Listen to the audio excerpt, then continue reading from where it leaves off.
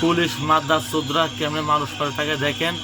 এই মাদ্রাস চোদ্রের কোনো ক্ষমা নাই, বাস তার ধরে এই বাস তার কালো হাত ভেঙে দিতে হবে। মাদ্রাস চোদ্রা গুলি করে কেমন তাকায় দেখেন।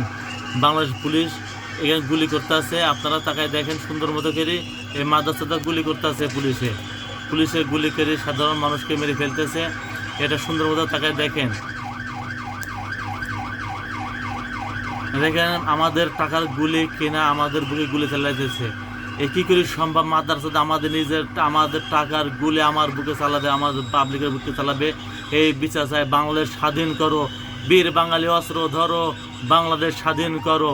আর ঘুমাই থাকলে হবে না, আপনার জেগে উঠতে হবে, সোচ্চার আন্দোলন শুরু করো, নইলে এদেরকে আমাদের গুলাম বানাই ছাড়বে না। বাঙালি জাতি এদের গুলামি করতে না চাইলে আপনারা ঘুরে দাঁড়ান, আপনাদের জাগ্রত আইনে প্রস্তুত হও, এই সূত্রর মোকাবেলা করো। সংগ্রামী বাংলাদেশ, এদের মোকাবেলা করার জন্য আপনার জাগ্রত আইনে প্রস্তুত হও।